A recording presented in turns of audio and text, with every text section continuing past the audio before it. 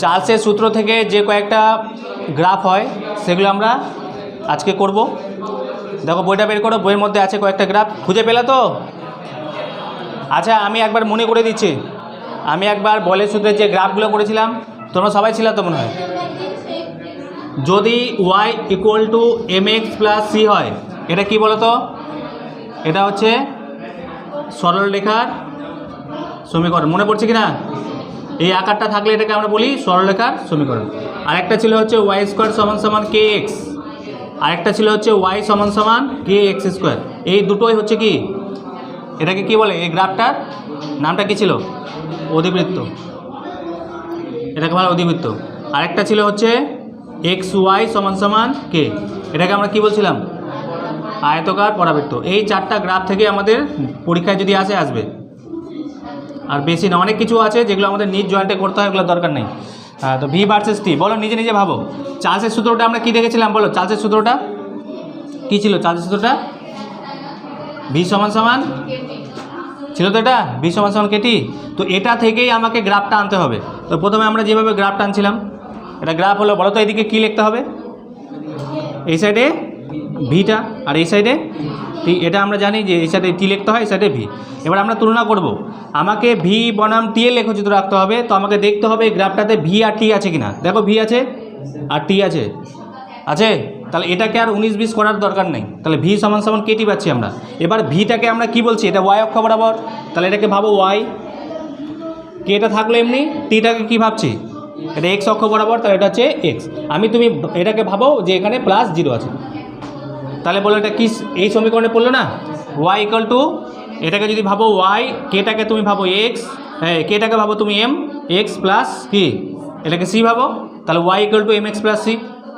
এবার দেখো সি এর মানটা কত আছে, তাহলে সেটা কোথা থেকে শুরু হবে? মূল বিন্দু থেকে শুরু করে এভাবে যাবে। এটা তো গ্রাফটা, তাহলে সরলরেখার যেহেতু সমীকরণ, তাহলে যেহেতু সি এর মানটা 0, তো মূল বিন্দু থেকে আমরা শুরু করব। এটা হলো আমাদের গ্রাফ, এটার নাম হচ্ছে মূল বিন্দুগামী সরলরেখা। মূল বিন্দুগামী সরল রেখা। এই গ্রাফটা করে নাও তাড়াতাড়ি, গরম করছে খুবই। তাহলে এরপরে গ্রাফটা হচ্ছে v by t versus t. তো এই গ্রাফটা কী করে আঁকবো? তো প্রথমে সেমভাবে আবার দেখে নাও, এখানে মুছে আমাকে আঁকতে হবে কি v by t versus t. বলো ভি বাই টি কোন দিকে হবে? ওয়াই অক্ষ বরাবর, তাহলে এটা হচ্ছে ভি বাই টি। আর এদিকে কী লিখবো? টি। এবার তুমি ভাবো, এই যে আমরা চার্লসের সেই সূত্রটা আছে, সূত্র থেকে কোনোভাবে ভি বাই টি বা টি আছে এখানে কোথাও? দেখো ভি বাই টি তোমাকে আনতে হবে, এখানে ভি বাই টি আছে কোথাও? তাহলে তোমাকে আনতে হবে যে করে হোক। আর টি তো আছে, সমস্যা নাই। এবার আমি যদি এখানে টিটাকে এদিকে আনি, ধরে নাও টিটাকে এদিকে আনলাম আমি, তাহলে ভি বাই টি সমান সমান কে থাকছে? কিন্তু ভি বাই টি আর টি এর মধ্যে সমীকরণ আনতে হবে না। তো ভি বাই টি তো হলো, কিন্তু টিটা আবার গায়েব হয়ে গেল। তো টিটা কোথা থেকে থাকবে? তাহলে এক কাজ করতে হবে, দেখো ভি বাই টি এর মানটা বলো তো কী হচ্ছে? ধ্রুবক হচ্ছে না? ধ্রুবক। তার মানে ভি বাই টি এর মানটা কোনোভাবে চেঞ্জ হবে না, এর মানটা চেঞ্জ হবে না। ধরে নাও টি এর মানটা এখানে আছে, ওরকম একটা কালকে করেছিলাম, ধ্রুবক একটা সরলরেখা বরাবর যাচ্ছিল। দেখো টি এর মানটা ধরে নাও, টি এর মানটা প্রথমে ছিল 0, টি এর মানটা ধরে নাও 5 ছিল, উষ্ণতাটা 5। তো টি এর মানটা যদি 5 কেলভিন হয়, তাহলে ভি বাই টি এর মান ধরে নাও এখানে কোথাও ছিল, একটা কোনো জায়গায় ছিল। এবার টি এর মানটা তুমি আস্তে আস্তে বাড়াও, তো টি এর মানটা তুমি বাড়ালা, বলো তো ভি বাই টি এর মানটা তো চেঞ্জ হবে না। ভি বাই টি এর মানটা কি ধ্রুবকই থাকবে, তার মানে ভি বাই টি এর মানটা ধ্রুবক, মানে এখানে হবে। আবার তুমি যদি বাড়াও, ভি বাই টি এর মান তো চেঞ্জ হবে না, আবার তাহলে এখানে কি হবে? গ্রাফটা এখানে আবার বাড়াও, তো এখানে হবে। তো গ্রাফটা কীরকম আসবে দেখতে? এটা ভি এর মধ্যেই হচ্ছে। আবার সেমভাবে গ্রাফটা আঁকি, তাহলে এদিকে নিশ্চয়ই লগ ভি হবে, এদিকে লগ, এদিকে হচ্ছে লগ টি। এবার লগ ভি লগ টি, এই সমীকরণটাতে কোথায় লগ ভি আর লগ টি আছে? এরকম লগের কালকে একটা অঙ্ক করেছিলাম, এরকম একটা গ্রাফ করেছিলাম। তো এখানে কোথাও লগ নেই, তাহলে কি করতে হচ্ছিল? লগ না থাকলে কি করতে হবে? তাহলে আমরা কি করব, যেহেতু আমার এখানে লগ নেই কিন্তু আমার গ্রাফটাতে লগ বলেছে, তার মানে আমাকে কী করতে হবে? উভয় দিকে লগ নিতে হবে, আমাকে লগ আনতে হবে যে করে হোক। তাহলে আমি যদি এখানে লিখছি ভি সমান সমান কেটি আছে, তাহলে আমি উভয় দিকে যদি লগ দিয়ে গুণ করি, তাহলে কী আসবে? লগ ভি সমান সমান লগ কেটি হলো। লগ ভি সমান সমান, বলো এটা গুণের ফর্মুলা পড়ছে তো? হ্যাঁ, তাহলে গুণের ফর্মুলা পড়লে লগ কে প্লাস লগ টি হলো। এবার এদিকে তো আমাকে লগ ভি রাখতে হবে, লগ ভি তো আছে, সমস্যা নেই। আমাকে এদিকে কি রাখতে হবে? লগ টি আছে, সাইডে আছে, আমি এদিকে সামনে করতে পারবো তো? সামনে করছি, তাহলে আমি লগ ভি সমান সমান লগ টিটাকে সামনে করো, তাহলে লগ টি প্লাস ওইটাকে ওইদিকে নিয়ে গেলে লগ এদিকে থাকছে লগ কে থাকবে। এবার তুমি এটাকে ভাবো, লগ ভিটা ওয়াই অক্ষ বরাবর আছে, তাহলে এটাকে ওয়াই ভাবো, লগ টিটা হচ্ছে এক্স অক্ষ বরাবর আছে, এটাকে এক্স ভাবো, প্লাস লগ কেটা এই যে সি, এটাকে সি ভাবতেই পারি, তাই কি না? আর এখানে দেখো লগ টি এর সামনে কিছু নেই মানে তো ওয়ান তুমি ভাবতেই পারো, ওয়ান আছে, ওয়ানের সঙ্গে গুণ করলে তো লগ টি হবে না, তাহলে ওয়ান ভাবতেই পারো, তো ওয়ানটাকে ভাবো এম আছে, এই এম এর মানটাও ওয়ান, তাহলে কি হলো? Y equal to m x plus c হলো কিনা? তো এটা কিসের সমীকরণ হলো? সরলরেখার সমীকরণ। তাহলে সরলরেখার সমীকরণ দেখো এখানে সি এর একটা ভ্যালু পাওয়া যাবে, তার নিশ্চয়ই মূলবিন্দুগামিতা হচ্ছে না, হবে কি? সিটাকে আমরা কি বলছিলাম? ছেদিতাংশ, সেটা ওয়াই অক্ষকে কোন বিন্দুতে ছেদ করছে সেটা। তাহলে এবার ভাবো তো সি এর মানটা যদি একটা কোনো মান থাকে তাহলে নিশ্চয়ই এখান থেকে আমরা লিখবো না, সরল রেখারই সমীকরণ হবে কিন্তু কোনো একটা জায়গা থেকে হবে, তার মানে এইভাবে হবে। কি বোঝা যাচ্ছে কি? এবার ভাবো তো এখানে এম এর মানটা কত হচ্ছে, এই জায়গা থেকে এম এর মানটা ওয়ান। আমি তোমাদের এটাও বলেছিলাম যে এমটাকে লেখা যায় ট্যান থিটা, মনে করো এম মানে হচ্ছে ট্যান থিটা, আর এখানে দেখো ট্যান থিটার এম এর মানটা কত বলেছে? ওয়ান, তাহলে আমরা লিখতে পারবো না যে ট্যান থিটার মানটা ওয়ান, তাহলে থিটার মানটা কত হবে? 45 ডিগ্রি। যদি বুঝতে না পারো আমি লিখছি, দেখো ট্যান থিটা আমরা ওয়ানের জায়গায় তো লিখতেই পারি ট্যান 45, কারণ ট্যান 45 এর মান তো ওয়ান, ট্যান ক্যান্সেল করে দাও, তাহলে থিটা সমান সমান কত হচ্ছে? 45। তা থিটার মানটা যদি জিজ্ঞাসা করে মাঝে মাঝে বলে দিতে পারে যে এখানে থিটার মানটা, থিটা বলতে যে অ্যাঙ্গেলটা, এই যে অ্যাঙ্গেলটা, এই অ্যাঙ্গেলটা কত হবে? তাহলে এই অ্যাঙ্গেলটা কত হবে? 45 ডিগ্রি। এখানে লিখবা না, এখানে লেখার কোনোভাবে দরকার নেই, যদি জিজ্ঞাসা করে তাহলে লিখতে হবে থিটার মানটা হচ্ছে 45। আচ্ছা, এরপরে আমরা যেটা গে-লুসাকের সূত্র আছে সেখান থেকে গ্রাফ করব। গে-লুসাকের সূত্র থেকে যে গ্রাফটা, প্রথম গ্রাফটা দেখবা পি ভার্সেস টি আছে, সহজ জিনিস একদম, পি ভার্সেস টি আছে না? আচ্ছা, এবার গে-লুসাকের সূত্রটা কী ছিল? গে-লুসাকের সূত্র ছিল পি সমান সমান কেটি, এদিকে কী দিতে হবে? টি। এবার ভাবো তুমি এটা গ্রাফটা কী করে আঁকানো যায়, কী হবে গ্রাফটা? আগের মতোই সেম, পি আর টি, দেখো পি আর টি আছে, সমস্যা নেই। তাহলে এটাকে কি ভাববো? পি বরাবর কি আছে? ওয়াই, এটাকে ওয়াই ভাবো, কেটাকে ভাবো এম, টিটাকে কি ভাববো? এক্স, আর এদিকে জিরো থাকলে জিরো লেখো। তাহলে কিসের সমীকরণ হলো এটা? সরলরেখার সমীকরণ। কিন্তু এখানে সি এর মানটা কত? তাহলে এটা মূলবিন্দুগামী সরলরেখা হবে, তার মানে এখান থেকে, তাহলে এটা হচ্ছে মূলবিন্দুগামী সরলরেখা। এখানে লিখে দিবা হচ্ছে মূল বিন্দুগামী সরলরেখা হচ্ছে পি বাই টি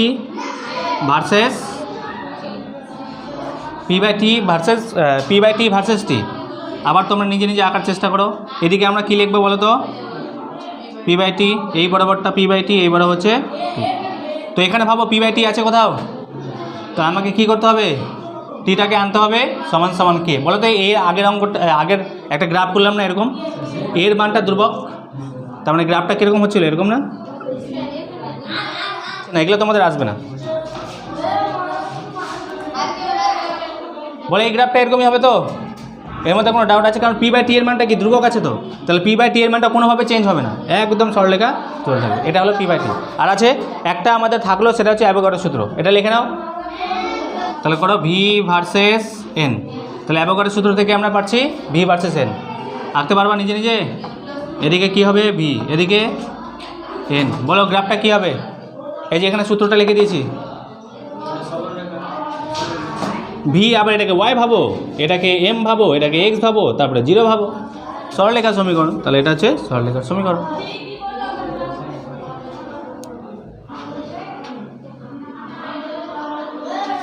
আংশিক চাপ সংক্রান্ত ডাল্টনের সূত্র, যেটা বলছিলাম। আচ্ছা, এদিকে দেখো, ডাল্টনের সূত্রটা কি বলেছে? ধরে নাও এটা একটা পাত্র নিয়েছি, এই পাত্রের মধ্যে তুমি এ গ্যাস এবং বি গ্যাস প্রবেশ করিয়েছো, ঠিক আছে? দুটো গ্যাস তুমি এর মধ্যে প্রবেশ করালা, এই গ্যাসের আয়তনটা কিন্তু ফিক্সড, এই গ্যাসের কি মানে তুমি আয়তনটাকে ফিক্স করেছো এবং এই গ্যাসের উষ্ণতা তুমি ফিক্স করেছো।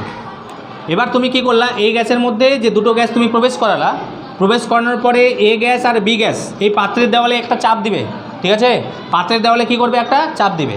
এবার এই যে চাপটা, টোটাল যে চাপটা মানে টোটাল গ্যাস মিশ্রণটার যে চাপ, সেই চাপটাকে আমি ধরে নিচ্ছি পিতি, মানে টোটাল চাপ, টোটাল প্রেসার। পি দিয়ে প্রেসার, টি দিয়ে হচ্ছে টোটাল, বলছি আমি এখানে টোটাল প্রেসার। তো এই গ্যাস মিশ্রণটার টোটাল প্রেসার হচ্ছে পিটি। বোঝা গেলাম কি বললাম, মানে দুটো গ্যাস বা তিনটা গ্যাস তুমি নিতে পারো, ধরে নাও আরেকটা গ্যাস নিলাম, সি গ্যাস নিলাম, তার মানে টোটাল যে চাপ হবে এই পাত্রের মধ্যে, টোটাল চাপটা হবে তিনটা গ্যাসের আলাদা আলাদা করে যে চাপটা তাদের সমষ্টির সমান হবে। কথা বোঝা গেল? তার মানে আমরা বলতে পারি, তাহলে আমরা এখানে কি বলতে পারি যে টোটাল চাপটা কি হলো, এ গ্যাসের আংশিক চাপ, আংশিক চাপটাকে এইভাবে লিখছি, এভাবে এ গ্যাসের আংশিক চাপ এবং বি গ্যাসের আংশিক চাপ এবং সি গ্যাসের আংশিক চাপ, এদের সমষ্টি নাকি সমান হবে টোটাল চাপটা। বোঝা গেল? এটাই হচ্ছে ডাল্টনের সূত্র। বুঝতে পারলে না? আমি আরেকবার বলে দিচ্ছি, এমন তোমাকে গ্যাস বেছে বেছে নিতে হবে, এমন একাধিক গ্যাস তুমি নিবা যে গ্যাসটা পরস্পরকে কী করবে না, বিক্রিয়া করবে না, মানে নিজেদের মধ্যে বিক্রিয়া করবে না, এরকম গ্যাস নিবা। এরকম গ্যাস নিয়ে তুমি একটা পাত্রের মধ্যে রেখেছো, তাহলে এই পাত্রের মধ্যে একটা চাপ তৈরি হবে, সেই চাপটা কি হবে, তারা যদি একা একা যে চাপটা দিত সেই চাপটার সমষ্টির সমান হতো। বোঝা গেল? তাহলে এখান থেকে একটা টার্ম আসছে যেটাকে আমরা বলছি আংশিক চাপ। আংশিক চাপ এটাকে বলা হয় পার্সিয়াল প্রেসার। তো আংশিক চাপ তাহলে কাকে বলবো, কাকে বলছি আংশিক চাপ? হ্যাঁ, আংশিক চাপ হচ্ছে তুমি যে এখানে দেখো তিনটা গ্যাস এখানে মিশিয়েছিলে না, তিনটা গ্যাস মিশানোর ফলে একদম টোটাল একটা চাপ সৃষ্টি হলো, টোটাল চাপটাকে এটাই তো বলছি। এবার তুমি কি করলা, এ গ্যাসটাকে রেখে দিয়ে বি আর সিটাকে বের করে নিলাম। ধরে নাও যে এখানে শুধুমাত্র এ গ্যাসটা আছে, বি আর সি নেই, তাহলে এ গ্যাসের একটা চাপ আসবে, তো নিজের একটা চাপ আসবে, এ গ্যাসটার একটা চাপ আসবে, যে চাপটাকে বলছি এ গ্যাসের আংশিক চাপ। ওর নিজের যেটা চাপ সেই চাপটাকে বলছে যে গ্যাসটার কথা বলবো সেই গ্যাসের আংশিক চাপ। বোঝা গেল? এবার আমি ধরে নাও এ গ্যাসটাকে বের করে বি গ্যাসটা প্রবেশ করলাম, তাহলে নিশ্চয়ই বি এরও একটা চাপ আসবে, সেই চাপটাকে বলবো আমরা বি এর আংশিক চাপ। বুঝতে পারলা? ও যখন একা একা চাপ দিবে তখন সেটাকে আমরা বলবো আংশিক চাপ, আর যখন একসঙ্গে চাপ দিচ্ছে, সবাই মিলে একসঙ্গে চাপ দিচ্ছে, সেটাকে আমরা বলছি টোটাল চাপ বা মোট চাপ। তার মানে মোট চাপটা কি হচ্ছে, এই একা একা তিনটা গ্যাসের যে আংশিক চাপ তাদের সমষ্টির সমান। বোঝা গেল? এটা হলো ডাল্টনের সূত্র। এটা কিন্তু সমীকরণটা একটু মনে রাখতে হবে। এই সমীকরণটা আমাদের জানা আছে, পিভি সমান সমান এনআরটি, জানা আছে না?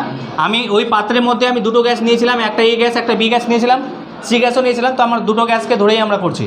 ধরে নাও দুটো গ্যাস নিয়েছি, এমন দুটো গ্যাস নিয়েছি যারা পরস্পরের মধ্যে কোনো আকর্ষণ মানে কোনো রাসায়নিক বিক্রিয়া করে না, এরকম গ্যাস নিয়েছি দুটো, এ আর বি। এ গ্যাসের ক্ষেত্রে আমরা এই সমীকরণ থেকে কী লিখতে পারি বলো তো? আমরা লিখতে পারবো এ গ্যাসের চাপ, ভিটা তো আয়তনটা ফিক্সড, আয়তন তো চেঞ্জ হবে না, সমান সমান এন। এবার এন এ গ্যাসের যে মূল সংখ্যা, এটাকে কিন্তু মূল সংখ্যা বলে, কি বলে? মূল সংখ্যা চেঞ্জ হবে, মানে মাথা রাখবা গ্যাসের কিন্তু মূল সংখ্যা পরিবর্তন হতে পারে, কারণ কি প্রত্যেকটা গ্যাসের কণাগুলো তো আলাদা আলাদা হবে, তাদের মূল সংখ্যা আলাদা আলাদা হবে। তাহলে আমি কি করলাম, যদি এ গ্যাসের ক্ষেত্রে এই সূত্র করি, আর আরটাকে কি বলে, সর্বজনীন গ্যাস ধ্রুবক বলে, মনে পড়ছে? আরটাকে বলে সর্বজনীন গ্যাস ধ্রুবক, এর মানটাও চেঞ্জ হবে না, এটা ধ্রুবক একটা, তার মানে আর আমি লিখে দিলাম। এবার টি বলো তো, আমি আগে বলেছি টেম্পারেচারটাকে ফিক্সড করতে হবে, বলেছিলাম না?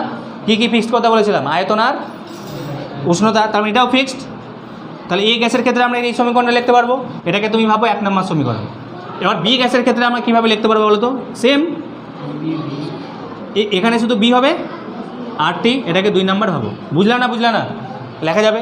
এবার আমরা 1 নম্বর আর 2 নম্বর যোগ করব, 1 আর 2 যোগ করে তো কী হয়, 1 যোগ 2 করে পাই, করো তো।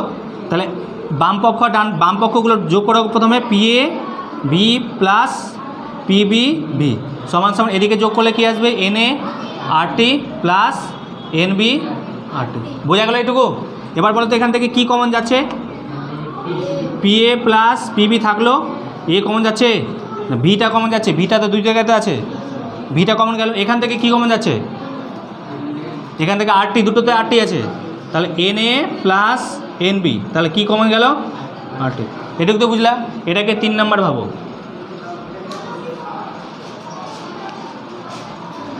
হলো, আচ্ছা লিখবা পরে 3 নাম্বার সমীকরণ। তুমি কি করবা, 1 নাম্বারকে 3 নাম্বার দিয়ে কি বলে 1 নাম্বার সমীকরণকে 3 নাম্বার সমীকরণ দিয়ে ভাগ করো।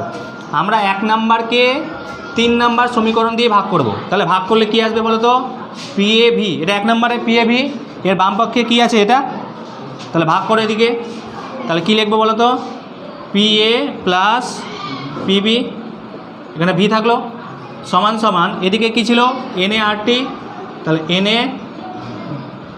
এ আর টি বাই কোনটা, এটা N A plus N B আর টি, বোঝা গেল। দেখো ভি ভি কেটে যাচ্ছে, এখানে আর টি কেটে যাবে, তাহলে কি পড়ে থাকলো, পিএ বাই, বলো তো পিএ প্লাস পিবি মানে কি, এ গ্যাসের আংশিক চাপ আর বি গ্যাসের আংশিক চাপের সমষ্টিটাকে তো টোটাল চাপ বলছিলাম না, তাহলে এটাকে আমরা কি লিখতে পারবো, টোটাল চাপ, সমান সমান এদিকে কি থাকলো, N A by N A plus N B, এটা তো পড়ে থাকলো। বুঝলা না এটুকু, তাহলে এটুকু বোঝা গেল। এটা একটা, এটাকে আমরা কি বলি জানো, এটাকে বলা হয় মোল ভগ্নাংশ। তোমাদের জানা আছে কিনা জানি না। দেখো মোল ভগ্নাংশ কাকে বলে একটু আমি বলে দিই আগে। মোল ভগ্নাংশ মানে মোল সংখ্যা, ধরে নাও এ গ্যাসের মোল সংখ্যা, ধরে নাও জায়গায় হবে না মনে হয়, এ গ্যাসের মোল সংখ্যা, মোল ভগ্নাংশ আর মোল সংখ্যা একই, আলাদা জিনিস, কিন্তু মোল সংখ্যাটাকে এন দ্বারা প্রকাশ করা হয়। আমি ধরলাম এ গ্যাসের মোল সংখ্যা কি এন এ ধরেছিলাম তখনই, বি গ্যাসের মোল সংখ্যা তাহলে কি হবে, সমান সমান এন বি হবে তো, এন বি। তোমাকে যদি এ গ্যাসের মোল ভগ্নাংশ বের করতে বলে, এ গ্যাসের মোল ভগ্নাংশ যদি বের করতে বলে, মাথায় রাখবা এ গ্যাসের মোল ভগ্নাংশকে এক্স দ্বারা প্রকাশ করা হবে, মোল ভগ্নাংশকে এক্স দ্বারা প্রকাশ করা হয়।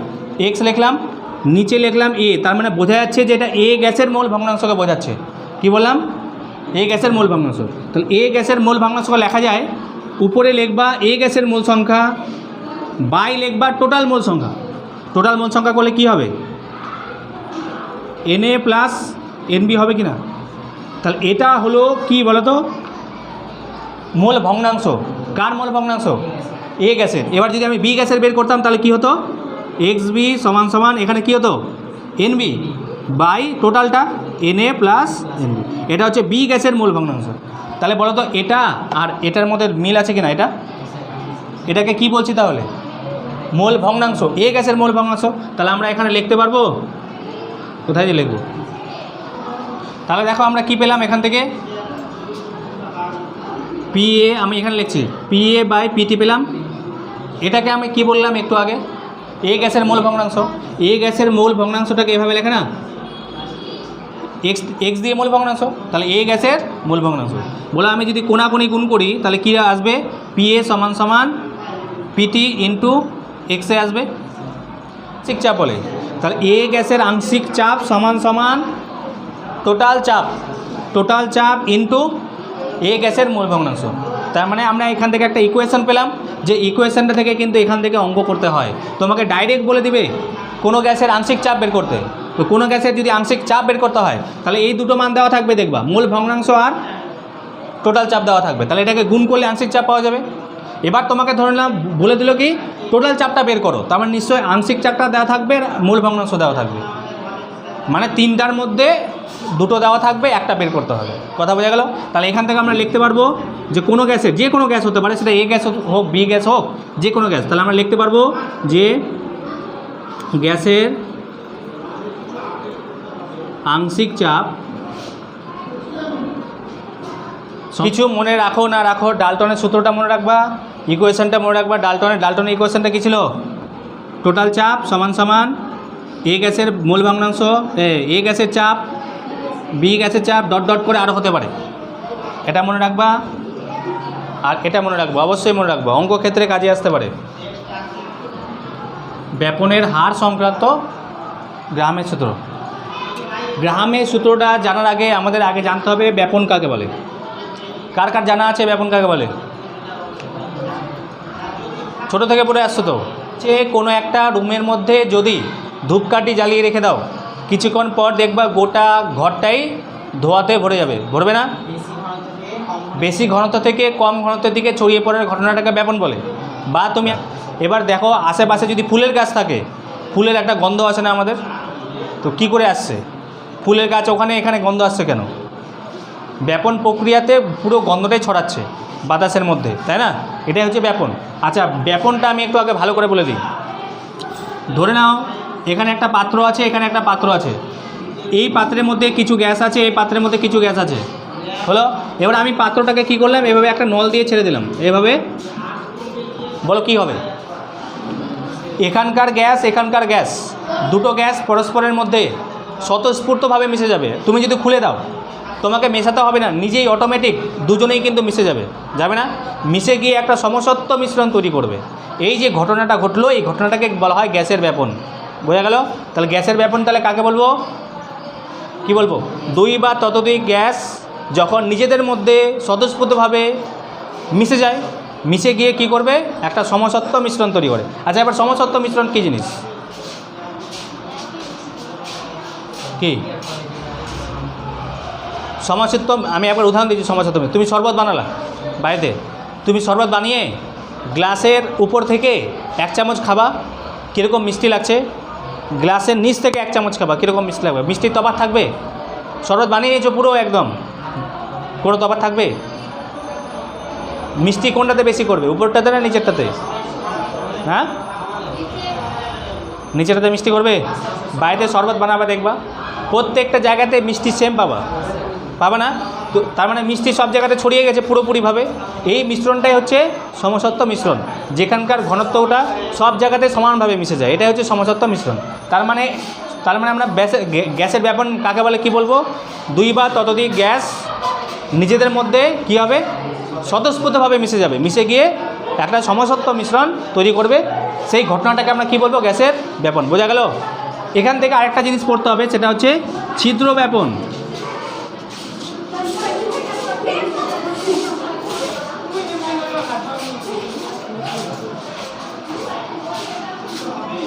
আমরা পড়লাম ব্যাপন, ব্যাপনটাকে মাথায় রাখবা। ব্যাপনের ইংলিশকে বলে ডিফিউশন। কি বলে? ডিফিউশন। ব্যাপনের ইংরেজি ডিফিউশন, আর ছিদ্র ব্যাপনের ইংরেজি ইফিউশন।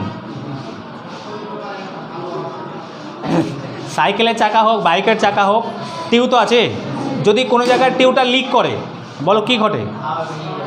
হাওয়া কোন দিক থেকে কোন দিকে বের হয়? ভিতর থেকে বাইরে। তার মানে নিশ্চয়ই বাইরে থেকে ভিতরে হাওয়া প্রবেশ করার কোনো চান্স নাই, আছে কি?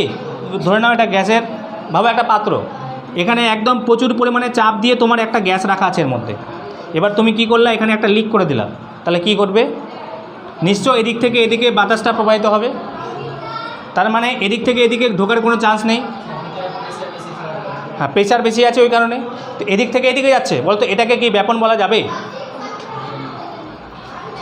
কি ব্যাপন মানে হচ্ছে কি? দুটো গ্যাসের মিশ্রণ।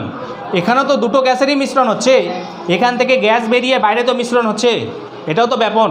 কিন্তু এই ব্যাপনটার একটা নাম আছে ছিদ্র ব্যাপন। তাহলে ছিদ্র ব্যাপন মাথা রাখবে, একমুখী ঘটনাটা ঘটে, একদিকেই ঘটে থাকে। ব্যাপারটা বোঝা গেল? এবার উচ্চ চাপে আবদ্ধ পাত্রে উচ্চ চাপে রাখা কোনো গ্যাস যদি একটা ছিদ্রের মধ্যে দিয়ে একদিকে প্রবাহিত হয়, মানে উচ্চচাপ অঞ্চল থেকে নিম্নচাপ অঞ্চলের দিকে প্রবাহিত হয়, এই ঘটনাটাকেই বলবো আমরা ছিদ্র ব্যাপন। ব্যাপারটা বুঝলা?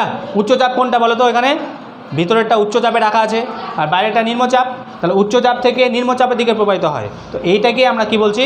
ছিদ্র ব্যাপন। বোঝা গেল? আচ্ছা, এরপরে হ্যাঁ, হার মানে সময়কে বোঝায়, সময়কে বোঝায় না? হ্যাঁ, ও তাই তো, হ্যাঁ, আমি তো ভুলে গেছি। সেকেন্ড সেমিস্টার তো এমসিকিউ থাকবে না, ডিটেলস থাকবে, বড় কোশ্চেন থাকবে। তার মানে তোমাকে এই বইটাই পড়তে হবে। আমি তোমাদের বলতে চাইছিলাম সেটা হচ্ছে ব্যাপনের হার। এখানে গ্যাস রাখা আছে, ধরো এখানে ফুলের কোনো সেন্ট বা কিছু রাখা আছে, ফুলের সেন্ট বা বডি স্প্রে রাখা আছে এর মধ্যে। তুমি কি করলা, এখানে ছিদ্র করলা। এই বডি স্প্রেটা ধরো এটা ফগ, কি ফগ নাম শুনেছো তো, ফগ রাখা আছে। এবার আমি কি করলাম, 1 সেকেন্ড খুলে রাখলাম ছিদ্রটা। 1 সেকেন্ড খুলে রাখলে বলো তো এই সেন্টটা বাইরে বেরোবে তো? ধরো বেরোলো এতটা, ধরে নাও আমি 1 সেকেন্ড বা 1 মিনিট বা 1 ঘন্টা, বা আমি এখানে, হ্যাঁ ওটাই বলতে চাইছি, তুমি দেখো বুঝতে পারছো কিনা। এখান থেকে বেরোলো ধরো এতটা গেল, তুমি এখানে এত অবধি শুনতে পেলা, মানে গন্ধটা তুমি এত অবধি শুনতে পেলা, এদিকে আর হচ্ছে না গন্ধ, এত অবধি শুনতে পেলা, তার মানে নিশ্চয়ই এই গন্ধটা এত অবধি গেছে কি। এবার তুমি আরেকটা পাত্র নিলা, মানে আরেকটা নিলা, একটা নাম বলে দাও, ফগের ডুপ্লিকেট, আরও সেন্টের নাম বলো। হ্যাঁ যেটা ফগের থেকে খারাপ বা ভালো বলতে পারো, বলো ফগের থেকে ভালো। ডেনভার ভালো না খারাপ? ফগের থেকেও ভালো, কিন্তু দাম তো মনে হয় ডেনভার থেকে ফগের দাম বেশি নাকি? দাম বেশি, যাই হোক। তো এখানে ডেনভার আছে ধরো, তুমি সেমভাবে এখানে কি করলা, ছিদ্র করলা। এখানে যেমন তুমি 1 সেকেন্ড রেখেছো, এখানেও 1 সেকেন্ড রাখো, দেখা গেলো এত দূর অবধি সেন্টটা চলে গেছে। বলো তো কোনটাতে বেশি দূর অবধি গেল? ডেনভার। ডেনভারে গেছে, তার মানে কোন গ্যাসটার ব্যাপনটা মানে কম সময়ে বেশি ব্যাপিত হয়েছে। ব্যাপিত হওয়ার মানে কি, বেশি বেরিয়েছে কম সময়ে। দুজনে তো 1 সেকেন্ড, তার মানে কম সময়ে এ বেশি বেরিয়েছে, তার মানে এর ব্যাপনের হারটা বেশি, মানে 1 সেকেন্ডে বেশি দূর অবধি যেতে পারে, বা 1 সেকেন্ডেও বেশি আয়তন বেরোতে পারে, বেশি আয়তনের গ্যাস বেরোতে পারে। কথা বুঝতে পারলা? এটাকে আমরা বলছি গ্যাসের ব্যাপনের হার। মানে কোনো একটা গ্যাস যদি 1 সেকেন্ডে যত আয়তন বেরোতে পারে, বা 1 সেকেন্ডে যত আয়তনের ব্যাপিত হতে পারে, যত আয়তন ব্যাপিত হতে পারে, সেটাকে আমরা বলছি ব্যাপনের হার। বোঝা গেল কি গেল না? তাহলে আমরা এটাকে লিখতে পারি এইভাবে, ব্যাপনের হারকে আমরা ইংরেজি ছোটো হাতের আর দ্বারা প্রকাশ করব। কী দ্বারা? তাহলে আর সমান সমান কী পেলাম, V/T। বলো তো এবার V/T কেন লিখলাম? আমি যদি তোমাকে বলি, হ্যাঁ কি বলবো, যে T সময়ে ধরে নাও V আয়তন গ্যাস ব্যাপিত হয়েছে, তাহলে 1 সেকেন্ডে কতটুকু হবে? V/T হবে তো? এটাই তো ব্যাপনের হার বলছি না, তাহলে এটাই তো ব্যাপনের হার, আর সমান সমান V/T। তাহলে ব্যাপনের হার বোঝা গেল। তাহলে আর সমান সমান আমরা V/T লিখতে পারবো। এটা হলো ব্যাপনের হারের সমীকরণ। এটা লিখে নিতে পারো, এটা লেখো।